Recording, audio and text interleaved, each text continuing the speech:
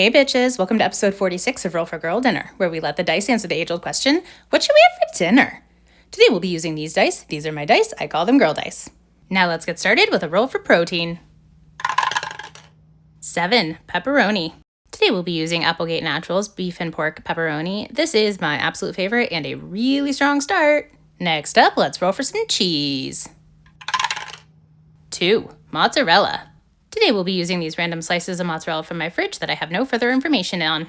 It is of the random Ziploc bag variety, and it seems like we're having a pizza day. Now it's time to roll for some vegetables. That's a 6 for sugar snap peas and a 10 for kale. Well, this doesn't quite carry on our pizza theme, but I do love sugar snap peas and I love kale, so no complaints. Moving on to the roll for carrier. 3, sweet potato chips. Today, as always, we'll be using Jackson's sweet potato chips with avocado oil, and honestly, I don't think anything could be more perfect than these today. Now let's roll for some Razzle Dazzle.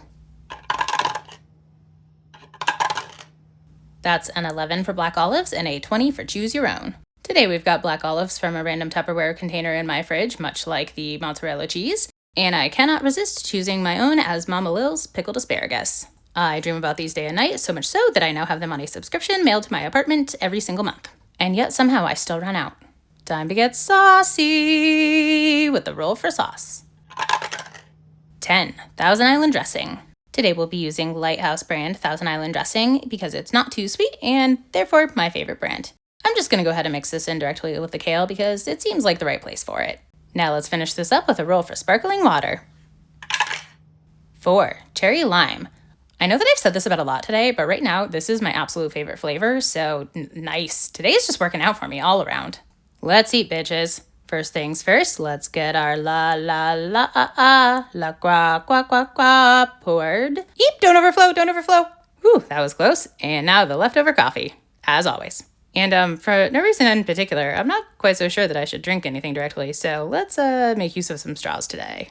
Oh, also I should mention that off screen I did wrap the mozzarella with the pepperoni and microwave it for a minute, but I totally forgot to film any of that. Honestly, I was just too excited for this meal. First things first, I'm going to dig into this kale, and I'm going to put some of these black olives in here. A long time ago, due to a restaurant error, I discovered that I really loved kale Caesar salads with olives in them. I legitimately can't remember what I actually ordered, but a kale Caesar salad with black olives in it showed up on my plate, and I didn't want to be rude, so I tried it, and it was really good. I'm hoping that we have the same effect with Thousand Island dressing, and totally do. This is actually like even better than kale Caesar salad with olives in it, and I'm gonna eat this for a long time to come. And here's the thing, there is nothing on this plate that doesn't go together. Some things better than other things, like I tried the mozzarella plain with the chips and I tried the mozzarella with the asparagus and like it was fine. It would be better if it was a different kind of cheese, but there's enough combinations here that there's no need for me to not love every single bite. The wrapped pepperoni and mozzarella with these chips especially are so A+, I don't even know how to describe it. Basically, just go make this yourself. You'll love it. Though I do have to acknowledge that this pepperoni is pork and beef and therefore neither halal nor kosher. So if you follow either of those practices, this is not the right pepperoni. And I did check to see if their turkey pepperoni was compliant for either, but it looks like the answer is no.